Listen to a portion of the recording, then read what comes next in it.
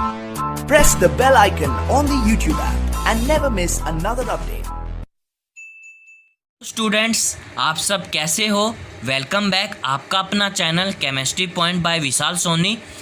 बच्चों, हमारा जो सॉलिड स्टेट की यूनिट चली हुई है उसके अंदर बच्चों ओनली दो टॉपिक रहते हैं, इलेक्ट्रिकली प्रॉपर्टी ऑफ सॉलिड और मैग्नेटिक प्रॉपर्टी ऑफ सॉलिड। ठीक है, अब इसमें जो हमारा इलेक्ट्रिकली प्रॉपर्टी ऑफ सॉलिड है, आप सबको पता है जो हमारा सॉलिड होता है वो कंडक्टिविटी देता है। ठीक है, इस सॉलिड के अंदर बच्चों दो टाइप्स होते हैं। एक तो होता है हमारा आयोनिक सॉलिड, ठीक है, जो कि हमारे आयोनिक सॉलिड के अंदर फ्री आयंस होना ज़रूरी है।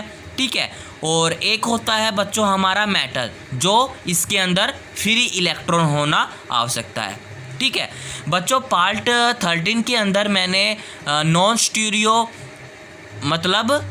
स्टोइकोमेट्रिक डिफेक्ट के बारे में बताया था और उसके दो टाइप्स बताए थे, मेटल एक्सिस डिफेक्ट और मेटल डेफिशिएंसी डिफेक्ट। ठीक है बच्चों, हम वन बाय वन आपको सब कुछ टॉपिक को क्लियर करता जा रहा हूँ। ठीक है, ताकि आपको कोई दिक्कत नहीं आए। अगर फिर भी आपको दिक्कत आती है तो प्लीज़ कमेंट करके बताओ। ठीक है, तो बच्चों इस वीडियो को स्टार्ट करने से पहले, इस टॉपिक को आगे बढ़ने से पहले मैं आपको एक चीज़ याद दिला देता हूं कि चैनल को सब्सक्राइब करो और उसका बेल आइकन दबाओ। बेल आइकन नहीं दबाओगे तो बच्चों आपको कोई वीडियो का नोटिफिकेशंस नहीं आएगा। ठीक है, मैं बच्चों डेली सॉलिड स्टेट का एक ना एक वीडियो डालता हूं ताकि हमारी यूनिट कंप्लीट हो सके। ठीक है बच्चों, एक वीडियो और एक वीडियो नेक्स्ट जो आएगी मेरी, ओनली 2 वीडियो के अंदर बच्चों हमारी ये यूनिट कंप्लीट हो जाएगी। ठीक है, ओके, तो स्टार्ट करें बच्चों। हमारे जो सॉलिड होते हैं ना वो 2 तरह के होते हैं। एक तो होता है हमारा आयोनिक सॉलिड, जो कि इसके अंदर फ्री आयंस होता है, और एक होता है हमारा मेटल जिसके अंदर फ्री इलेक्ट्रॉन होता है। अगर मैं आपको कह दूं कि जो हमारा आयोनिक सॉलिड के अंदर कुछ डिफेक्ट आ जाए तो क्या होगा, मतलब कुछ डिफेक्ट आ जाए तो क्या होगा, जैसे मैंने पीछे बताया था, एक था हमारा एफ सेंटर। ठीक है, एफ सेंटर के बारे में बताया था, उसकी इलेक्ट्रिसिटी चेंज हो गई थी। और उसका एक और बताया था हमारा मेटल, जो था हमारा एक्सिस, और हमारा डेफिशिएंसी, मेटल डेफिशिएंसी के बारे में बताया था।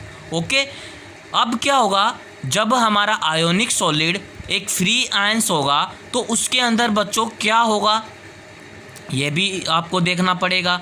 ठीक है, जब इसके अंदर बच्चों डिफेक्ट आएगा तो ज़रूर उसकी सॉरी, थोड़ा गला ख़राब हो गया मेरा।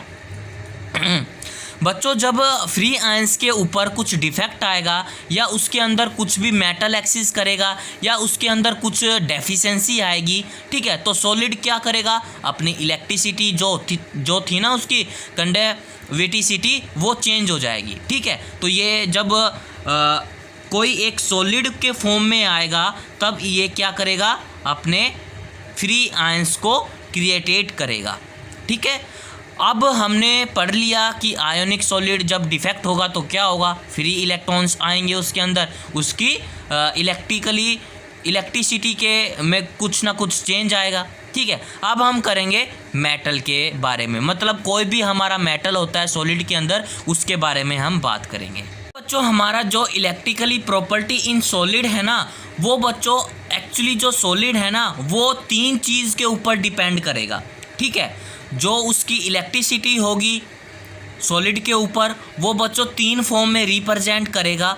एक फर्स्ट जो हमारा है कंडक्टर के फॉर्म में, मतलब अगर कोई हमारा सॉलिड है किस फॉर्म में है, कंडक्टर की फॉर्म में है, या कोई हमारा सॉलिड सेमीकंडक्टर की फॉर्म में है, या कोई सॉलिड हमारा इंसुलेटर की फॉर्म में है।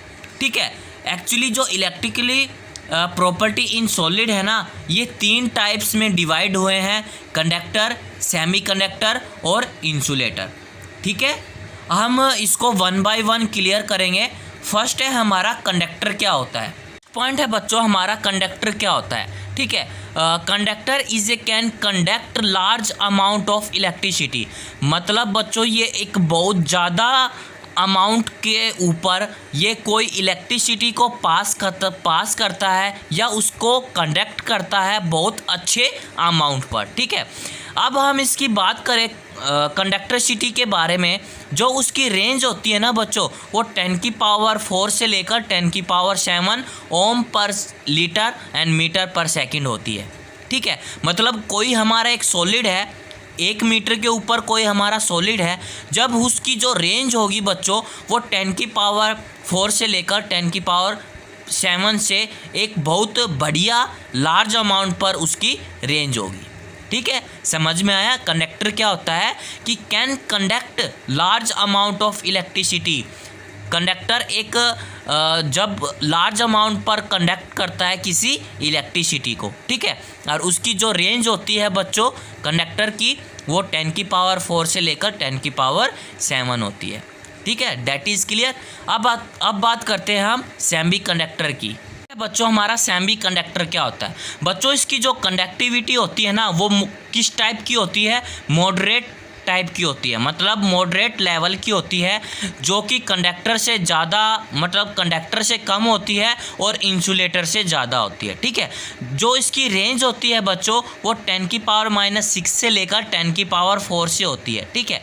रेंज तो मतलब होती है, इतनी भी कम नहीं होती, गई गुजरी भी नहीं है इसकी रेंज, मतलब इससे जो कनेक्टर की रेंज है उससे कम है, ठीक है तो सही इसके अंदर रेंज, मतलब इतनी भी कम नहीं है कि ये अपने आप को खुद संभाल नहीं सके, ठीक है।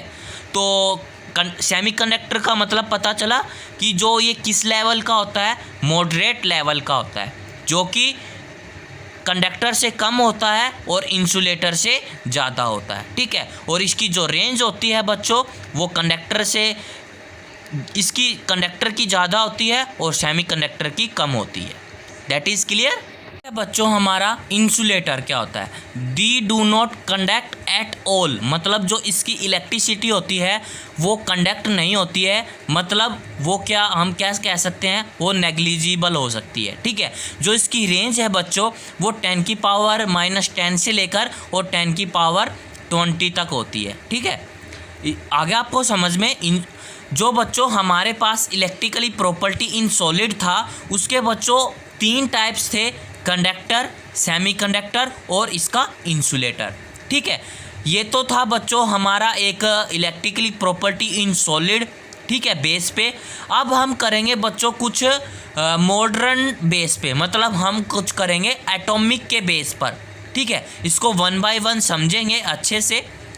कंडक्टर समझ में आ गया, सेमी कंडक्टर समझ में आ गया, इंसुलेटर समझ में आ गया, मतलब do not connect all electricity, कोई भी कनेक्ट नहीं करता ये इलेक्ट्रिसिटी को, ठीक है, वो हम क्या कह सकते हैं? नेग्लिजिबल। ओके, बात करते हैं बच्चों कंडक्टिविटी ऑफ ए मेटल के, ठीक है। मेटल में क्या कंडक्टिविटी आएगी, ठीक है, वो भी जानेंगे कैसे आएगी, ठीक है। इसमें एक आयोनिक सॉलिड मैंने पहले बता दिया था, उसमें एक फ्री आयंस होने चाहिए और मेटल के अंदर बच्चों क्या होने चाहिए, क्या रिप्रेजेंट होना चाहिए? फ्री इलेक्ट्रॉन होने चाहिए। आपने एक्चुअली क्लास 11th में बच्चों आपने एक थ्योरी पढ़ी होगी, मॉलिक्यूलर ऑर्बिटल थ्योरी।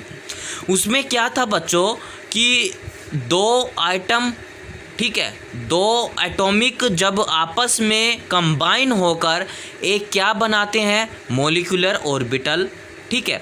जैसे एक ऑक्सीजन ये है, एक ऑक्सीजन ये है, ठीक है। ये आपस में बच्चों कनेक्ट होंगे या आपस में ये कंबाइन होकर एक नया ऑर्बिटल बनाएंगे, ठीक है। उसको हम क्या कहते थे? मॉलिक्यूलर ऑर्बिटल, ठीक है। तो इसमें कुछ पॉइंट है बच्चों कंडक्टिविटी ऑफ मेटल के बारे में कि कंडक्ट इलेक्ट्रिसिटी इन सॉलिड और एक मोल्डन फॉर्म में कनेक्ट करेगा क्या? मेटल, ठीक है। मतलब जो मेटल जब मेटल कनेक्ट होगा इलेक्ट्रिसिटी के अंदर तो वो एक सॉलिड के फॉर्म में होगा और एक मोल्टन फॉर्म में होगा, ठीक है। एक्चुअली सेकंड पॉइंट है हमारा बच्चों, जो हमारा कंडक्टिविटी ऑफ मेटल है वो किस पे डिपेंड करती है? नंबर ऑफ फ्री इलेक्ट्रॉन पर डिपेंड करती है, ठीक है। थर्ड पॉइंट हमारा क्या होगा कि the atomic orbital combine to form और मॉलिक्यूलर ऑर्बिटल, ठीक है। जब 2 या दो से ज़्यादा कोई एटॉमिक ऑर्बिटल कंबाइन होकर क्या बनाते हैं, मॉलिक्यूलर ऑर्बिटल बनाते हैं। ठीक है, are so close to in energy are become bands. ठीक है, उसको हम बैंड्स कहते हैं। किसकी वजह से ये नाम बैंड्स रखा गया, मॉलिक्यूलर ऑर्बिटल की वजह से हम इसको क्या कहते हैं, बैंड्स कहते हैं। ठीक है, दैट इज़ क्लियर। जैसे आप मेरे को एक चीज़ बताओ कि एक है हमारा 1s और दूसरा है हमारा 1s, मतलब 1s अगर दोनों कंबाइन होकर क्या बनाते हैं, एक सिग्मा बनाते हैं और एक सिग्मा स्टार बनाते हैं। ठीक है, वैसे ही हमारा ये है कंडक्टिविटी ऑफ मेटल। इसको मैं अच्छे से एक्सप्लेन करूँगा। कुछ एक मॉलिक्यूलर ऑर्बिटल को फिर से एक्सप्लेन कर देता हूँ। ठीक है बच्चों, मेरे पास 2 ऑक्सीजन है। ठीक है, दोनों ऑक्सीजन बच्चों, एक है हमारा 1s और दूसरा है हमारा 1s, जो कि है हमारा एटॉमिक ऑर्बिटल और एटॉमिक ऑर्बिटल। ठीक है, दोनों में आपस कंबाइन होकर एक 2 नए मॉलिक्यूलर ऑर्बिटल बनाता है, सिग्मा 1s और सिग्मा स्टार 1s। ठीक है, जो हमारा नीचे वाला होता है बच्चों वो लोअर एनर्जी पर होता है। क्यों, वो एक स्टेबल होता है। ठीक है, जो मॉलिक्यूलर ऑर्बिटल से जो इसकी नीचे वाली ऑर्बिटल है वो बिल्कुल लेस होती है। ठीक है, ऊपर हमारा जो मोर एनर्जी होती है ऊपर वाले में और नीचे वाले में लोअर एनर्जी। ठीक है, अब मैं कह दूं कि मैंने यहाँ हाइड्रोजन रख लिया। ठीक है, हाइड्रोजन रख लिया, ऑक्सीजन की जगह मैंने हाइड्रोजन रख लिया। हाइड्रोजन में 1s होता है। ठीक है, और इसका भी 1s हो गया। ठीक है, अगर ये दोनों कंबाइन होकर बच्चों ये हमेशा नीचे वाले लोअर एनर्जी में कंबाइन होंगे। ठीक है, तो मॉलिक्यूलर ऑर्बिटल में कंबाइन होके, ना कि ऊपर वाले में। जो ऊपर वाला होगा वो एम्प्टी होगा, मतलब खालिस्तान होगा, एम्प्टी होगा। ठीक है, वॉइड होगा, जिसको हम स्पेस बोलते हैं ना, गैप, वो उसमें नहीं भरा जाएगा, जबकि नीचे वाले में भरा जाएगा। ठीक है, वैसे ही हमारे बच्चों कंडक्टिविटी ऑफ मेटल के बारे में है। जो उसकी जो मेटल होंगे बच्चों वो लोअर एनर्जी में भरे जाएंगे, ना कि हायर एनर्जी के अंदर। ठीक है, दैट इज़ क्लियर। ये तो फॉर एग्जांपल था बच्चों, समझाने के लिए। आगे चलते हैं बच्चों, मेटल के बारे में आपको एक चीज़ सिखाऊंगा। फर्स्ट ऑफ ऑल यहाँ मैंने एक एनर्जी ले ली है। ठीक है, एक मैंने बैंड रख लिया है। ठीक है, उस जो बैंड के अंदर बच्चों 2 डायरेक्शन है, एक तो हमारा एम्प्टी बैंड है और एक हमारा फील्ड बैंड है। ठीक है, ये मेटल्स ले लिया मैंने, एक केस मेटल का ले लिया। ठीक है, ये कौन सा स्टेप हो गया बच्चों, इलेक्ट्रॉन का स्टेप हो गया। ठीक है, अब जो हमारा भरा हुआ था जो मेटल, उसको मैंने नाम रख दिया फील्ड बैंड, और जो हमारा खाली वाला मेटल था उसको मैंने रख दिया एम्प्टी बैंड। ठीक है, एक केस और लेता हूं बच्चों मैं मेटल्स का, ताकि आपको अच्छे से समझ में आए।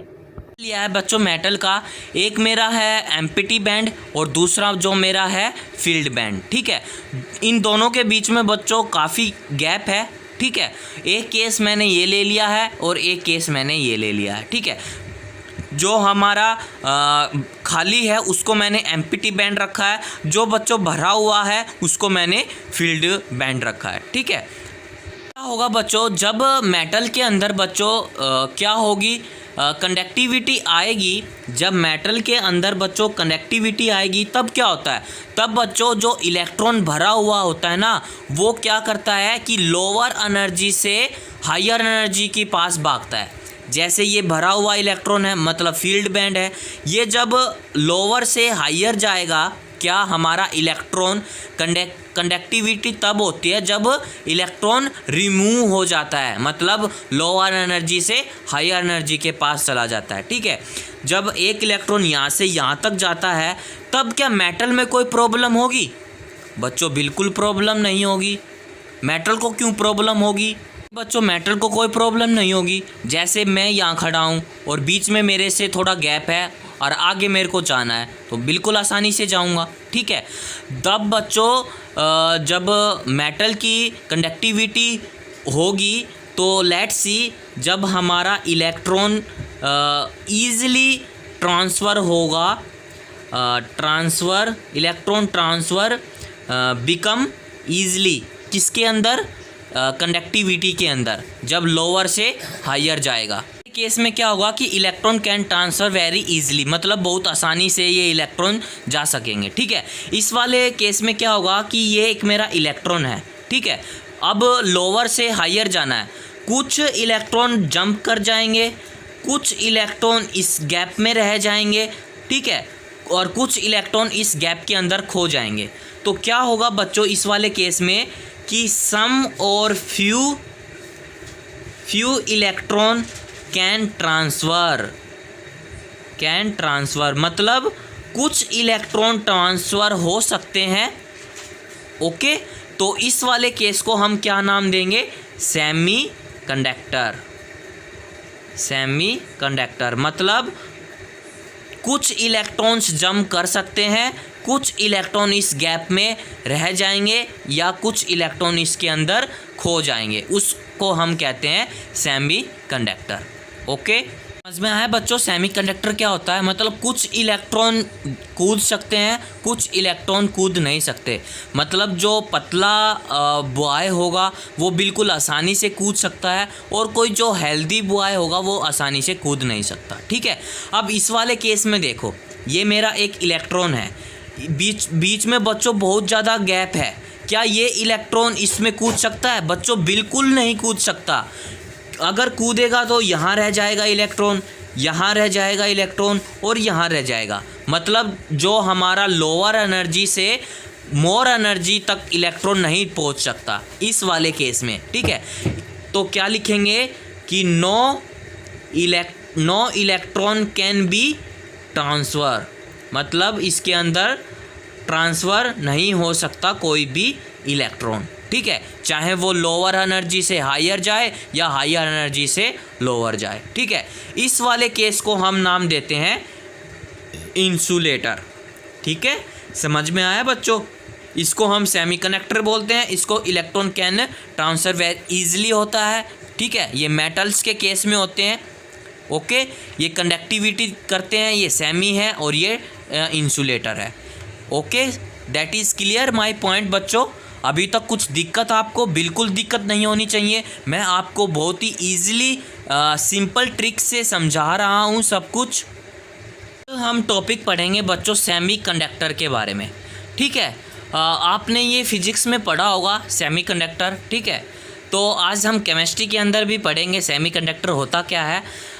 फर्स्ट ऑफ ऑल बच्चों मैं इसकी आपको रेंज बता देता हूँ कि इसकी रेंज बच्चों 10⁻⁻6 से लेकर और 10⁻⁴ तक इसकी रेंज होती है। ठीक है, ये इतने अच्छे कंडक्टर भी नहीं होते, ठीक है, कि वो सारी कंडक्टिविटी इसके पास आ जाए। ओके, ये बात भी आप ध्यान रखना। ठीक है, और जो हमारा सेमीकंडक्टर बच्चों जो न्यूचुरली सेमीकंडक्टर होते हैं वो बच्चों किस में पाए जाते हैं? ग्रुप 14 एलिमेंट में पाए जाते हैं। ठीक है, फॉर एग्ज़ाम्पल जर्मेनियम। ठीक है, ये ग्रुप 14 एलिमेंट आपको पता है कौन कौन से होते हैं? ठीक है, आप पीरियोडिक टेबल में जाना पी ब्लॉक एलिमेंट के अंदर। ठीक है, आपको ऊपर लिखा पाएगा 14 ग्रुप एलिमेंट के अंदर। ठीक है, वहाँ पाएगा एक शॉर्ट फॉर्म में GE। Okay, that is clear. Semiconductor क्या होता है? वो इतने अच्छे कंडक्टर भी नहीं होते कि वो पूरी इसकी कंडक्टिविटी को शो कर सके। उसकी रेंज कितनी होती है? 10⁻⁶ से लेकर -6 से लेकर और 10⁻⁴ से। और उसका जो न्यूचुरली सेमीकंडक्टर होता है वो ग्रुप 14 के अंदर होता है। ठीक है, मेरा सिलिकॉन भी होता है। ठीक है बच्चों, इनके पास इतनी अच्छी भी सेमीकंडक्टर नहीं होती कि वो आगे उसकी कोई कंडक्टिविटी को संभाल सके। ठीक है, एक्चुअली हम क्या करते हैं, इसको हम इम्प्योरिटी के साथ मिक्स करते हैं। किसको करते हैं? सेमीकंडक्टर को इम्प्योरिटी के साथ मिक्स करते हैं। कैसे करते हैं? कुछ पॉइंट लिखता हूँ बच्चों यहाँ मैं।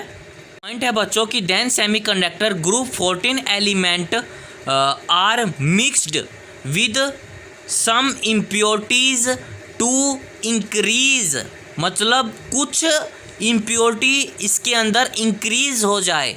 ठीक है, conductivity, it is called doping. इसको हम क्या कहते हैं? डोपिंग। ठीक है, एक्चुअली डोपिंग क्या होता है कि जो हमारा सेमीकंडक्टर होता है ना ग्रुप 14 एलिमेंट के अंदर, फॉर एग्जांपल हमारा सिलिकॉन है, अगर उसके अंदर कुछ अमाउंट पर कुछ थोड़ा सा इंक्रीज़ कर दे, क्या उसकी इम्प्योरिटीज़ को, ठीक है, या उसकी कंडक्टिविटी को उसको हम कहते हैं डोपिंग। That is clear. कुछ दिक्कत बच्चों, आगे हम एक एग्जाम्पल के थ्रू चलेंगे। ठीक है, मेरे पास कुछ अमाउंट में बच्चों जीई है। ठीक है, कुछ अमाउंट में बच्चों मेरे पास जीई है और जो कि ये 14 इलेक्ट्रॉन्स में पाया जाता है और इसके जो अनपेड इलेक्ट्रॉन कितने होते हैं, 4 होते हैं। तो उसको मैं यहाँ से ऐसे रिप्रेजेंट कर दूंगा, क्या, इसके 4 अनपेड इलेक्ट्रॉन। सभी में मैं ऐसे इसको रिप्रेजेंट कर दूंगा, इसके अनपेड इलेक्ट्रॉन्स को बच्चों। और जो ये अनपेड इलेक्ट्रॉन है ना, ये क्या करते हैं, ये आपस में शेयरिंग करते हैं। ठीक है, कैसे शेयरिंग करते हैं, जैसे इसका एक अनपेड इलेक्ट्रॉन और ऊपर वाले का भी एक अनपेड इलेक्ट्रॉन, जैसे ये दोनों क्या कर रहे हैं, शेयरिंग का काम कर रहे हैं। ठीक है, एक ये बात भी ध्यान रखना आप, मैंने यहाँ इनके सारे अनपेड इलेक्ट्रॉन को शो कर दिया है, जैसे कि आप देख रहे हैं। ओके, और ये शेयरिंग का भी काम करते हैं आपस में। आगे क्या होगा, okay, that is represent of 4 electrons is GE. Okay, जो मैंने जीई का एक क्रिस्टल बना दिया है। ठीक है, अब मैं इसके अंदर क्या करूँगा, डोपिंग करूँगा कि group 14 is Adobe with group 15। For example मैंने कोई फॉस्फोरस ले लिया, ठीक है, जो कि एक नाइट्रोजन फैमिली में आता है। ओके, अब क्या होगा, जीई की जगह मैं फॉस्फोरस को ऐड कर दूंगा। मतलब जीई अगर भाग गया तो अपने ये 4 इलेक्ट्रॉन को लेकर भाग जाएगा। तो यहाँ मैंने बच्चों जीई की जगह बच्चों फॉस्फोरस रख दिया यहाँ ऐसे। ओके, ठीक है, तो ग्रुप 15 में आता है तो इसके इलेक्ट्रॉन कितने होंगे, 5 होंगे। फॉर एग्जांपल मैं आपको समझाता हूँ कि जीई था, ये अपने इलेक्ट्रॉन को साथ रखता था। ठीक है, ये होल हैं, गड्ढे हैं, गड्ढे के अंदर इसके इलेक्ट्रॉन थे 4। ठीक है, अब क्या होगा, जीई तो भाग गया, इसकी जगह फॉस्फोरस आ गया। ठीक है, फॉस्फोरस आ गया तो गड्ढे 4 थे, तो इन्होंने 4 इलेक्ट्रॉन्स तो फिल कर दिए। तो एक इलेक्ट्रॉन इन्होंने कहाँ फिल किया, बताओ, 5वां इलेक्ट्रॉन। तो 5वां इलेक्ट्रॉन बच्चों आपको यहाँ दिखाई देगा, इसके पास। तो अगर ये इलेक्ट्रॉन इसके पास दिखाई देगा तो आपको क्या लगा कि इसके अंदर क्या हो रही है, कंडक्टिविटी हो रही है। That is clear. 1 इलेक्ट्रॉन 2 3 4, ठीक है, 4 और एक 5 इलेक्ट्रॉन हो गए किसके, फॉस्फोरस के। ओके, अब क्या होगा, इस फॉस्फोरस को मैं पी को यहाँ रख दूंगा, यहाँ रख दूंगा, यहाँ रख दूंगा। तो इसके अंदर बच्चों क्या चलती रहेगी, कंडक्टिविटी चलती रहेगी। तो जैसे जैसे ये इलेक्ट्रॉन इसके अंदर फील होते जाएंगे तो क्या होगा, कंडक्टिविटी भी बढ़ती जाएगी, मतलब इंक्रीज होती रहेगी। तो इसमें कुछ पॉइंट लिखेंगे बच्चों कि increase in negativity charge become of free electron. किसकी वजह से ये नेगेटिव चार्ज इंक्रीज हुआ, इलेक्ट्रॉन की वजह से। ठीक है, नेगेटिव चार्ज की वजह से ये इसका नेगेटिव फ्री इलेक्ट्रॉन बढ़ गया, मतलब इंक्रीज हो गया। ठीक है, अब इस टाइप को हम क्या नाम देंगे, एक अच्छा सा नाम देंगे। सोचो क्या नाम देंगे, उस टाइप को हम देंगे N type semiconductor. That is clear. इस टाइप को हम क्या नाम देंगे, एन टाइप सेमीकंडक्टर। ओके, तो कुछ दिक्कत बच्चों, आप इसको उतार लो अच्छे से ताकि अच्छे से आपको समझ में आए।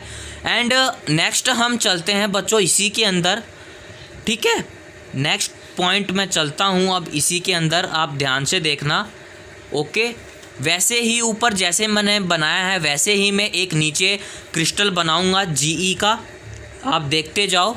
मैंने क्या बना दिया, जीई का एक क्रिस्टल बना दिया। अब क्या करूँगा कि ग्रुप 14 इज़ डॉप्टेड विद ग्रुप 13। ठीक है, 13 ग्रुप का मैंने एक ऐसा एलिमेंट लेना है जो कि मैं इसके अंदर रिप्रेजेंट करूँगा। ठीक है, यहाँ बच्चों जीई था, जीई भाग गया तो बच्चों ग्रुप 13 से आ गया बोरॉन। ठीक है, अब इसके अंदर 3 इलेक्ट्रॉन्स थे और इसके अंदर 4 इलेक्ट्रॉन्स थे। फॉर एग्जांपल मैं समझा देता हूँ आपको अंदर कि जीई के बच्चों 4 इलेक्ट्रॉन थे, जब ये भागेगा तो इसके इलेक्ट्रॉन भी भागेंगे। ठीक है, तो इसकी जगह बच्चों बी ने जगह बना ली। ठीक है, तो बी ने जगह बना ली तो इसके अंदर तो 3 इलेक्ट्रॉन होंगे, और जो एक होल है, एक बच गया, इसको हम क्या बोलेंगे, वॉइड बोलेंगे। वॉइड बोल दो या होल बोल दो, ठीक है। वैसे ही बच्चों इसके 1 2 3 इलेक्ट्रॉन तो रिप्रेजेंट हो गए, और जो हमारा एक होल था ये ऐसे की ऐसे ही रह गया, ठीक है। इसको हम क्या नाम देंगे, इसको नाम देंगे होल बोल दो या इसको वॉइड बोल दो, ठीक है। That is clear. अब इसके अंदर इसका क्या फंडा होगा वो भी मैं आपको क्लियर करूँगा। क्या बच्चों, इस होल ने, इसको होल को हम क्या नाम देंगे, या इसको होल बोल दो या इसको वॉइड इसने क्रिएट कर दिया, ठीक है। लेट्स सी बच्चों, यहाँ से कुछ एनर्जी आ रही है, मैंने मान लिया कि यहाँ से कुछ एनर्जी रिएक्ट करती है इस होल के ऊपर, इन दोनों होल के ऊपर, ठीक है। तो क्या करेगा, जब एनर्जी यहाँ से आएगी तो ये वाला जो इलेक्ट्रॉन है जंप करके बाबू इसके अंदर फील हो जाएगा, इस होल के अंदर क्या हो जाएगा, बैठ जाएगा ये वाला इलेक्ट्रॉन। तो यहाँ क्या होगा, यहाँ एक होल आ जाएगा, ठीक है। अब क्या करेगा, ये वाला इलेक्ट्रॉन इसके अंदर फील हो जाएगा, तो ये वाला जो होल है ये ऐसे दिखाएगा। तो मतलब क्या हो रहा है कि जो राइट से लेफ़्ट जाएगा तो क्या होगा, इलेक्ट्रिसिटी होती रहेगी, चाहे आप राइट से लेफ़्ट जाओ या लेफ़्ट से राइट जाओ, तो क्या होगी, हमारी इसके अंदर कंडक्टिविटी होती रहेगी, ठीक है। तो हम क्या लिखेंगे कि hole is moving in opposite direction, मतलब कोई भी अपोजिट डायरेक्शंस में होल क्या होगा, वो क्रिएट हो जाएगा, ठीक है। मतलब कैसा, आप एक एग्जांपल देता हूँ कि मेरे पास एक होल ये है और एक इलेक्ट्रॉन ये है। इलेक्ट्रॉन क्या सोचेगा, यहाँ तो खाली है, यहाँ जाके मैं यहाँ बैठ जाऊँ और यहाँ एक होल आ जाएगा, ठीक है। अब क्या होगा, एक इलेक्ट्रॉन यहाँ है और एक होल यहाँ है, ठीक है। ये इलेक्ट्रॉन क्या करेगा, ये इसके अंदर जंप करके यहाँ बैठ जाएगा, तो यहाँ होल क्रिएट हो गया ना, ठीक है। तो इसी को हम कहते हैं बच्चों group 14 is doping with group 13, ठीक है। अब ये होल क्या करेगा बैठा बैठा, कि जो हमारे जीई थे कितने थे, 1 2 3 4 5 6 7 8 9 10 11, 3 3 6 3 9 और 3 12 इसमें जीई थे 12, ठीक है। 12 तो इसके आइटम थे, और इलेक्ट्रॉन कितने थे, हर एक में 4 थे, तो 48 इलेक्ट्रॉन हो गया, ठीक है। अब क्या हुआ, एक इलेक्ट्रॉन इसमें कमी आ गई, तो कितने इलेक्ट्रॉन बच गए, 47 इलेक्ट्रॉन हो गए, ठीक है। पहले कितने थे, 48 इलेक्ट्रॉन थे, बचे कितने, 47 इलेक्ट्रॉन हुआ है बच्चों। एक इलेक्ट्रॉन की कमी आ गई, ठीक है। एक इलेक्ट्रॉन की कमी आने के वजह से बच्चों इसका नाम क्या हो गया, पी टाइप सेमीकंडक्टर, ठीक है। That is clear. P type semiconductor, एक इलेक्ट्रॉन की कमी के कारण। अब आप कहोगे कि एक इलेक्ट्रॉन कम हो सकता है और नहीं हो सकता, बच्चों और भी हो सकते हैं। ब्रॉन फैमिली के अंदर, ब्रॉन के अंदर बच्चों काफ़ी इलेक्ट्रॉन्स की कमी आ सकती है। तो कहने का अर्थ क्या है, ये तो मैंने एक एग्जांपल के थ्रू समझाया था। कहने का मतलब क्या है कि जो भी इलेक्ट्रॉन की कमी आती है ना, उसको हम बोलते हैं पी टाइप सेमीकंडक्टर, ठीक है। That is clear. और एन टाइप सेमीकंडक्टर किसे कहते हैं, मैंने ऊपर बताया था।